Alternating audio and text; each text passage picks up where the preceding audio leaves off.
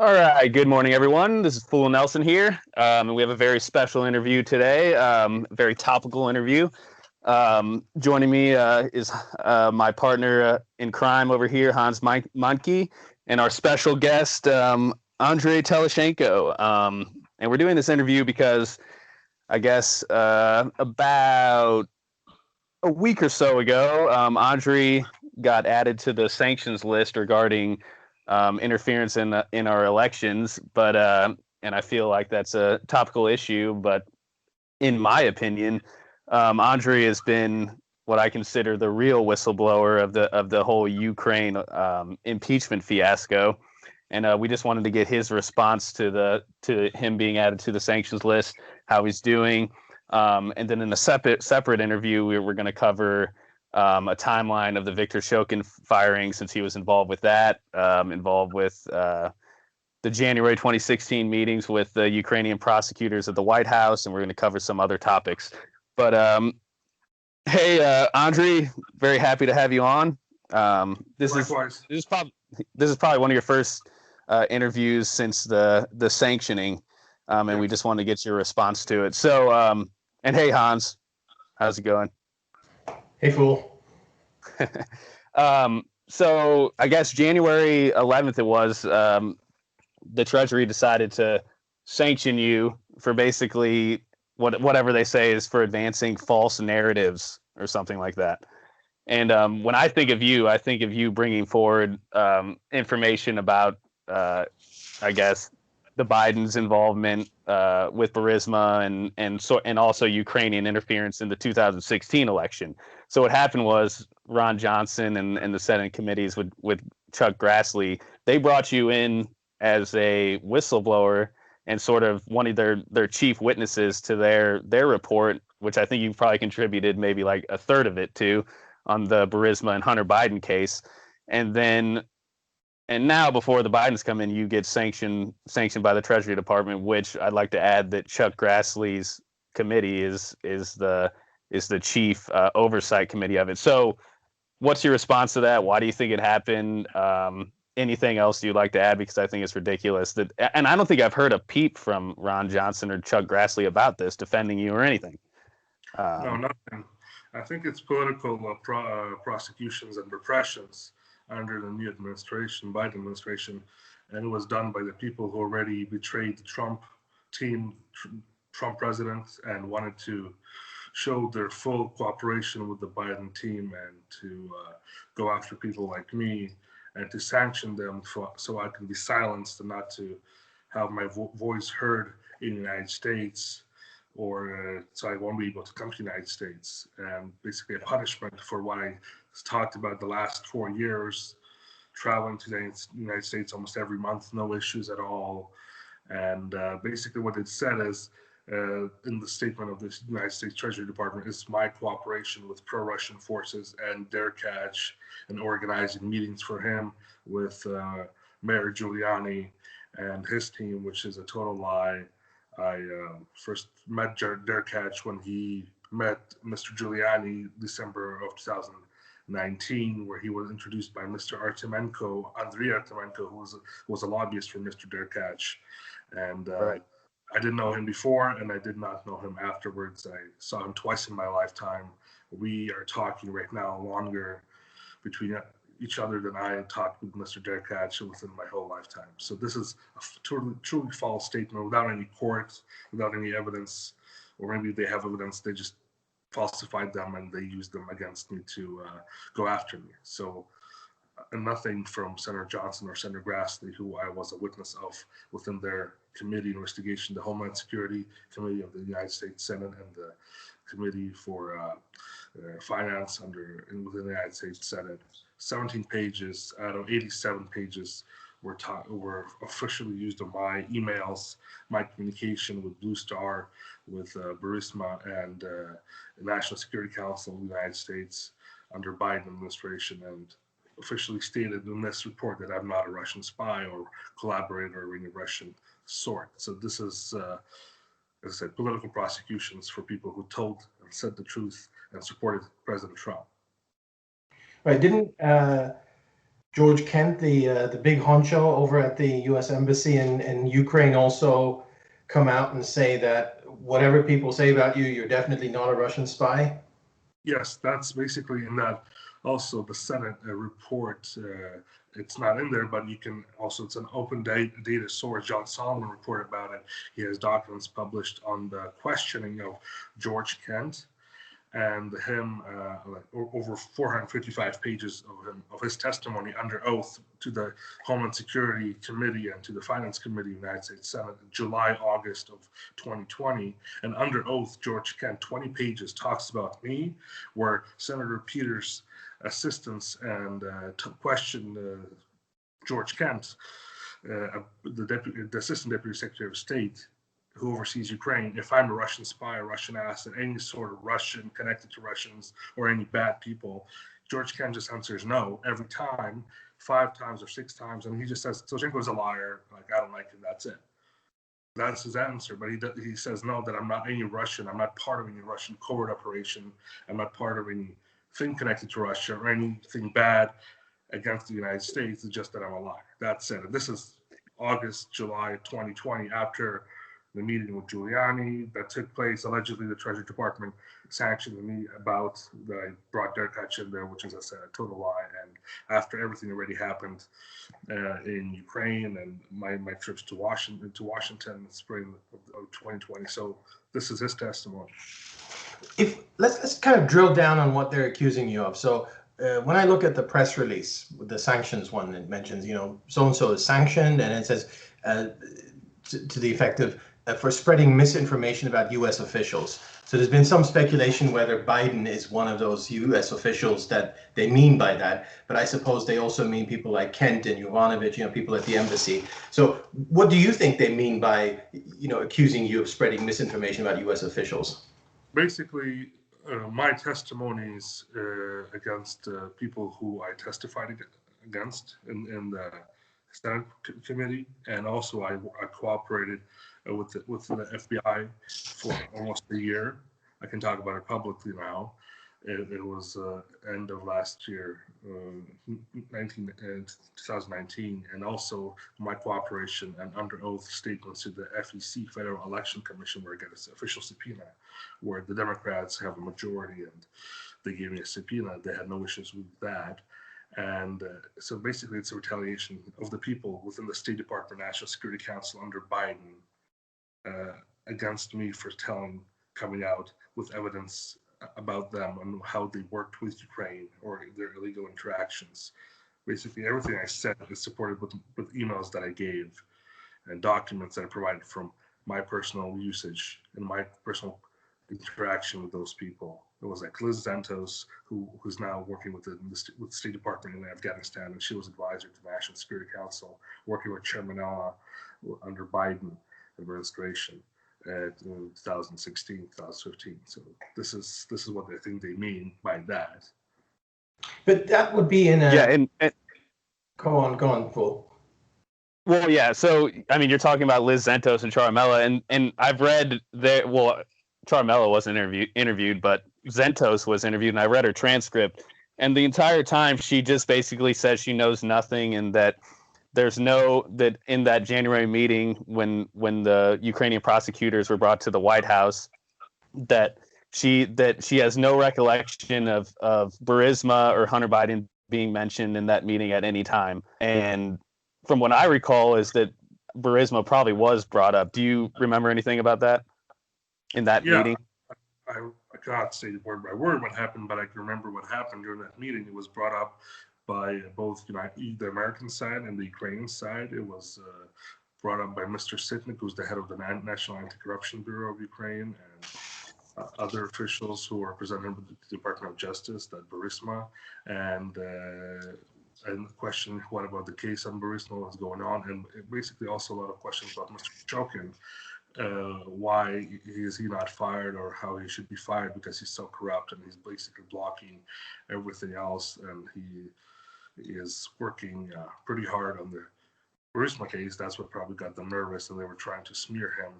And starting from January 2016, from my recollection, and then meeting in the White House, that's when the the conversations began, and they continued with my meetings with Liz Zentos, basically passing on a message from the White House to pass to the ambassador, for him to pass to the president of Ukraine to fire Shokin, because for them, he's a troublemaker. That's how they see him. Even though there was an official investigation open, and everybody says there was no investigation to Burisma, but there was an official investigation open, and there's a lot of public documents, recollection of how they froze Burisma's assets and Mr. Zlochevsky's assets right before Mr. Shokin got fired. Right. Got it. And with that in committee investigation, I mean, they used tons of your stuff. Did you have an interview with their investigators? Yes, I cooperated with them from July 2019. That's when I first met with them. I got introduced. I did not want that meeting. I didn't seek that meeting. I came to Washington, and I was told that Senator Johnson's committee wants to meet with me. So I said, sure, why not? And they called me. I agreed to give them my phone number. They called through a person I don't want to mention right now, and he gave them my phone number. They called me, and they set up a meeting the next day. I met with Senator Johnson, and I met with the investigators from his committee for hours and hours. We spoke. With Senator Johnson spoke for 30 minutes, and he left because he had other more important things to do. But we spoke with his committee, and then they got back to me in the fall. I think end of November, beginning of December, they got back to me officially requesting for me to cooperate with them if I'm willing to cooperate with them. I said, yeah, sure, I'm going to cooperate with you freely. I don't need any documents. I just need a subpoena for some documents I have under the non-disclosure agreement with Blue Star while I was working for them from 2016 to 2017. And that's it. Everything else before that, everything else after, what I can give to you, not relating to also Ukrainian government stuff, because I cannot give you the government documents, I will provide to you. So that's how we cooperate with them. They questioned me numerous times over the phone and over email. They also questioned me by asking to provide all those emails I provided to them. And there's also a collection of what I gave to them. There's a lot of tons and tons of emails, and I think they used a lot of those stuff not only to publish but also to question other officials who they were questioning throughout the year after I gave them the documents. Right. What strikes me as sort of strange, but you already said this is obviously political, is if they feel that you said something that wasn't true when you spoke to Congress and or testified. Well, you also mentioned you travel there all the time, so they can kind of pull you over and say, "Hey, buddy, you lied, and we're gonna investigate you now or prosecute you now, or whatever." But they didn't do that. They took the easy path, which is the one where they don't have to prove anything, and they just said, "Oh, he was spreading misinformation." So, I mean, that in and of itself kind of strikes me as very odd, because anyone else in that position, they would charge them for lying, but obviously they can't do that, or they don't have the evidence, and so they don't do that. I wonder also, how much of this is about you going public? I mean, it's not just talking to Congress. I mean, you went to talk to Glenn Beck and a whole bunch of other people that, I don't know, do you feel that was sort of added to the whole thing? Or do you know of anyone who also spoke to them but didn't get into trouble because they didn't go public? There are some people who were in contact, but I don't know with the Senate. I know that they were also part of this whole thing, but their name is not on this list. But I'm just saying, I don't know, because I went public, because I did not fear that me going public with the truth was something will happen to me, because as I said, there's nothing that I had to hide. And from what I saw, they wrote to spread misinformation, and also the official version, the official thing, what they wrote is for me arranged a meeting with Derkach and Giuliani, which is also strange because I never did that.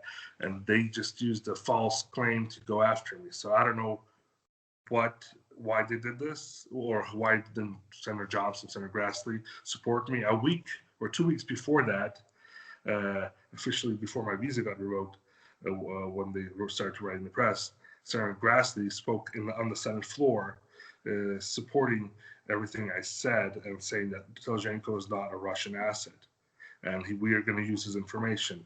And then officially after they took my visa away September 9th, And if they were feared that I said something wrong or lied to the Senate committee, they would not have used my information within the Senate investigation, right? And they would not publish anything I would say. They would just publish whatever they had and go with it, because they published my information. And at that time, Senator Johnson, Senator Grassley were not in contact with me already. I was trying to get in contact with them, and their committee was not responding to my emails.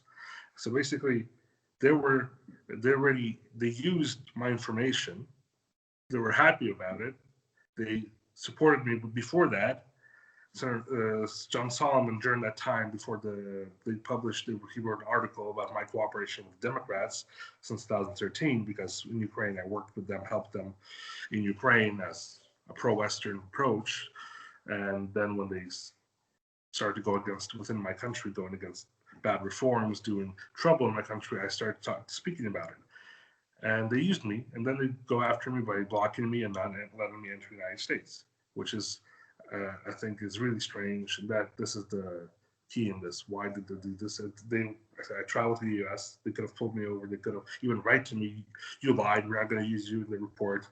We're going to talk to you. Bye-bye. Go away."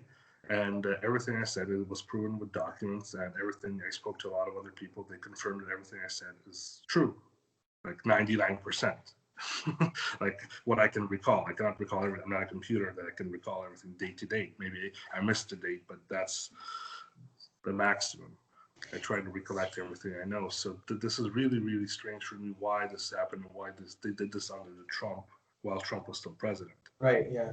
Did you get a formal notice, or is it just is all you know the same that we know, that press release, or did you get something? This is what I know. I don't know anything else. So they didn't send you some formal letter or anything like that?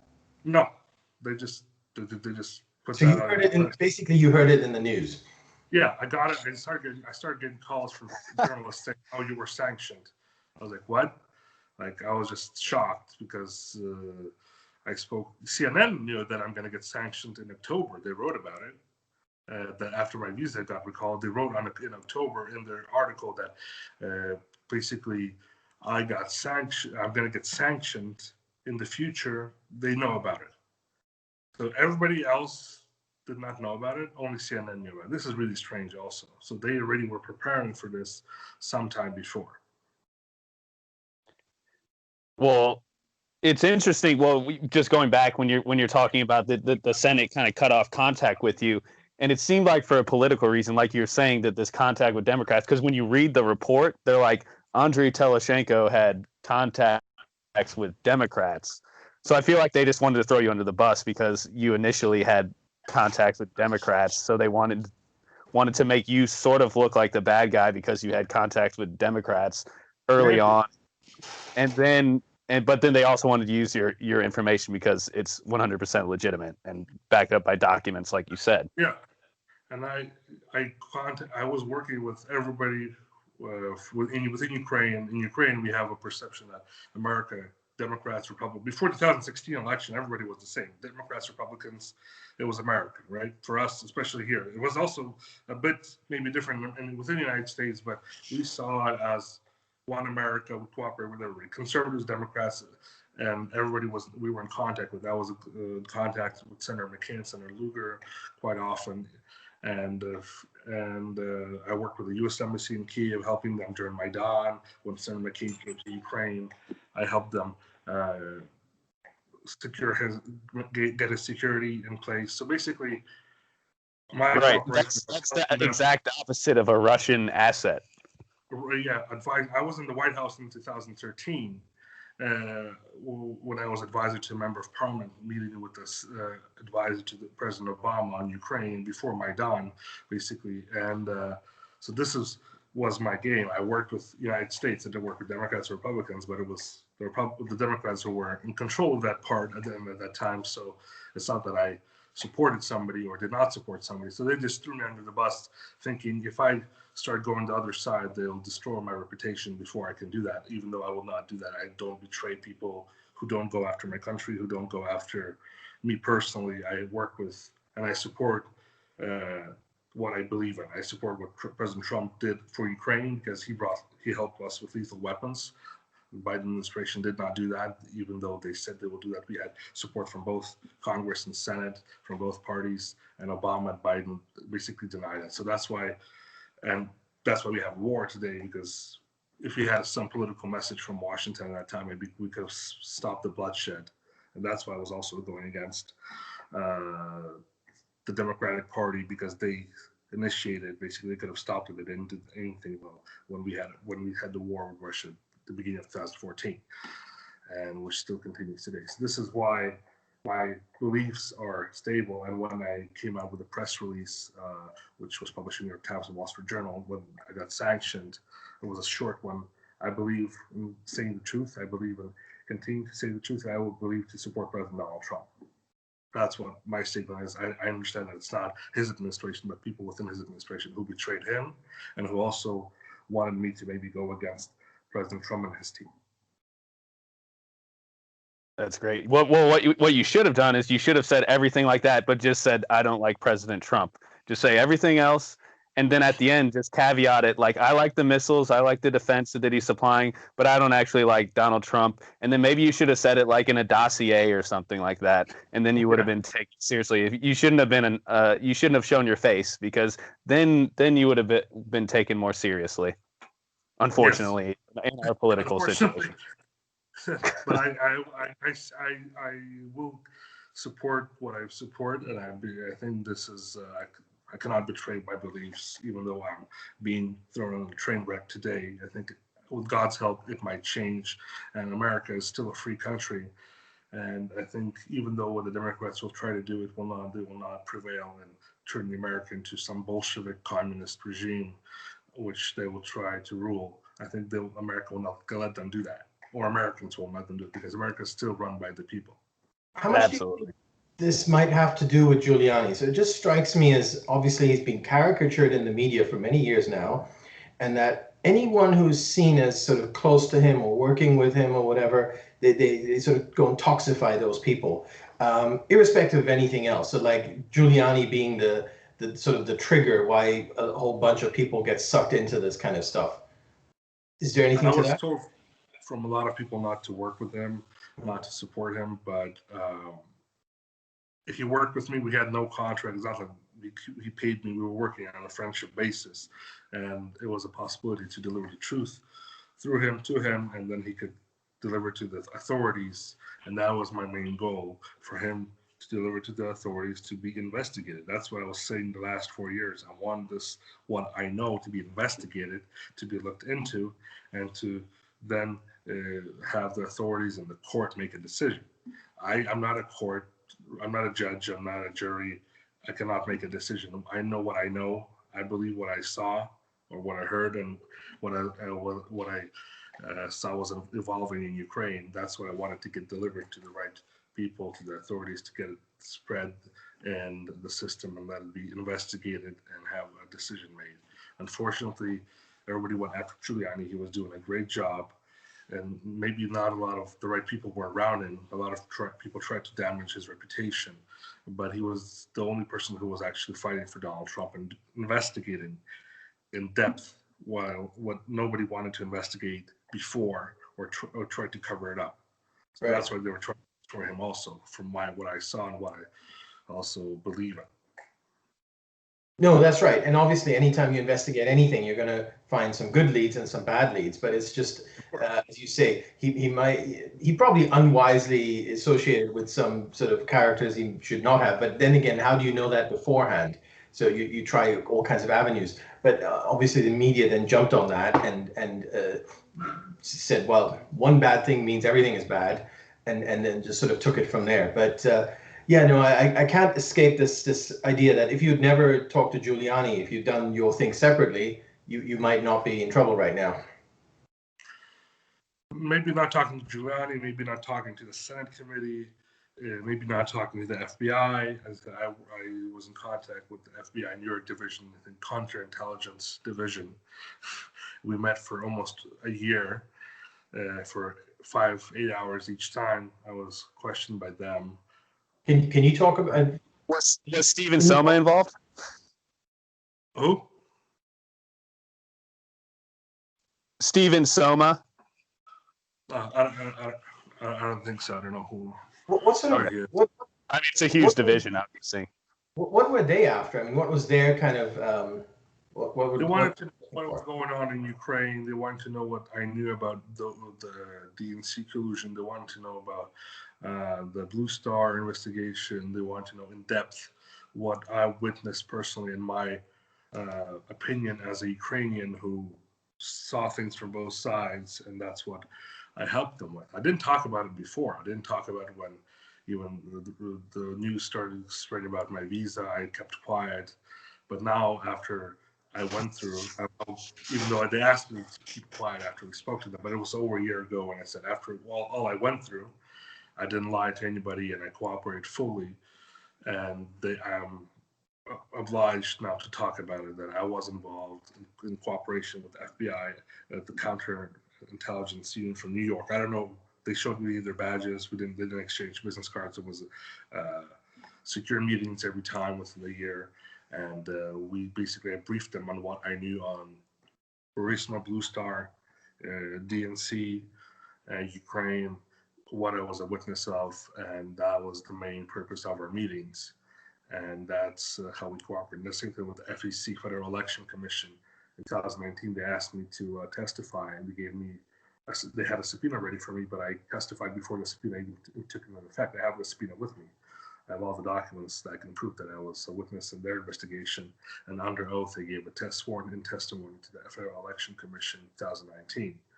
They also asked me not to talk about it, but I said, after being thrown under the bus, I'll talk about everything, because they need to understand that I'm out of those people on that list who are sanctioned. I cannot protect or go out and support any of those people. I don't hardly know any of them.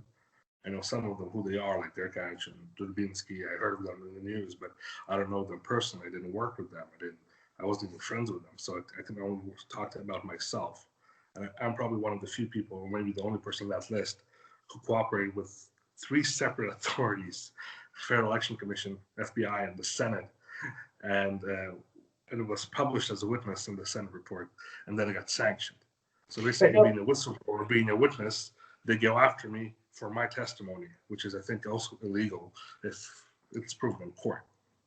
This is such a good point, because to the layperson who just saw the press release or saw the news reports, they would immediately bunch all those people, those 7 people together, like these guys conspire, there's some group or whatever. It's such a good point that you make there, that you don't even know these guys. I don't. And that was the goal. There was a goal to make us pro-Russian or Russian. I don't know. And I have the last week, Senator Wyden from Oregon was trying to go against me, even wrote a letter to the State Department and Treasury Department saying, oh, why did it take you so long to sanction and punish Telizhenko? He didn't go against anybody else on that list. He said, well, because he's associate of Derkach. And I wrote a reply. I think Senator Wyden has more in common with Russia and Derkach than me, because I was a person who fought for my country, for Ukraine, against the Kremlin. Like, Russian people are not all bad. There are good people there too, but I fought against Russia, the one which invaded my country, my Ukraine, and we have more than 15,000 people died within this war, which is lasting 7 years, and nobody can stop it.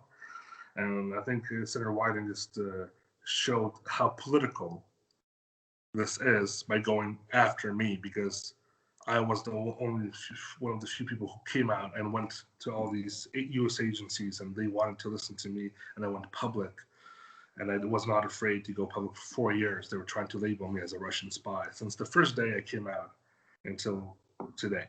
So I think his statements show how political this is, and they don't even want to hide how political this is, going after me. So how are we going to kind of move on? Have you looked into that? Is there any path? Is there a legal path? Can you sue? Is there anything you can do?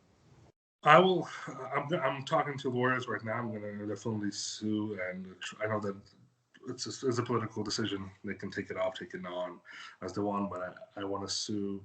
I'm looking for lawyers and cooperating with them.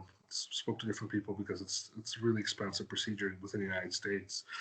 I don't have that kind of money, so I'm looking to people who can work with me pro bono basis or some other form, and sue the government and why they did this, to me at least show proof what they have, and then I can go with that proof, go counter proof or something, and also look into whistleblower organizations within the United States, and if they have whistleblower, if I fall under any whistleblower protection. If I do, I think I do as a witness or a whistleblower, it would be illegal for them to go after me this way. So I'm looking into different paths right now, but the main path which I'm going to take is got a public path.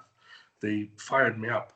They made the first hour when the sanction happened. I was broken, because it was like a lot. I don't like when there's lies. You can say that I had a loan in the U.S. bank and that's why they sanctioned me. They could have said like a speeding ticket. That's what they said. Something, a truth, and then they would do this. And I understand it's political, but at least they caught me up in the truth. But saying that I'm a Russian spy or connecting me to pro-Russian figures, which I'm a person who was an Orange Revolution, Maidan. Who supported Senator McCain coming to Ukraine, his security. And when he was with Chris Murphy on Maidan, I was helping their security. And Chris Murphy is also making statements against me, the senator from Kenetz. And he went to his funeral, correct? Yeah, yes. And basically, it's all this, and I met with the head of CIA at Brennan when he was in Ukraine. We negotiated U.S. support. I was in that meeting, which was only 4 people were allowed in that meeting. I was one of them because I was advisor to the first deputy prime minister of Ukraine in 2014. I helped organize that meeting. My boss didn't know he was meeting, but the U.S. embassy told me, and I helped organize that for my boss. And basically, and now they call me a Russian spy. I think this is what they tried to break me with, but they fired me up, and I will continue telling the truth, more truth. I have more things to publish, which they thought I wouldn't publish, but now I will. And I think we will have to, the world will have to see what else they did in Ukraine illegally and how they covered up Hunter Biden's case in Ukraine through Blue Star strategies and other means. Yeah, that was actually one of my questions. So I remember during one of the committees, they were trying to subpoena you directly because you had an NDA, right? And then Mitt Romney kind of pumped the brakes on that. He said he wanted to subpoena Blue Star Strategies instead of you directly. So are you talking about that there's more information that you have under NDA that Blue Star didn't provide? Under NDA, and there's more stuff which on Blue Star's cooperation with other people in Ukraine, not only in Ukraine but other, and not only Blue Star but other forms, and what the State Department did in Ukraine and how Maidan was made and other stuff. So basically, I will publish them in some kind of form within the next couple of weeks, and because I will protect myself. If they go with lies, I'll go with them with truth. And I think we'll see who wins. And I know that they have more powerful means, but I have the truth on my side. So I think I will continue that path, and I will continue fighting for it with that path. Yeah, that's fantastic. Hans, I think we'll probably go to part 2 unless Hans, you have any more questions, or Andrii, yeah, you can say anything. Can I just put my, because I think it's dying. My battery's dying. Can we pause it, and then it's part 2. Then we can divide, because I don't want to die in between. I'm gonna say something, or you're gonna say something, and then just give me a minute. I'm gonna put it on. I apologize. Sure.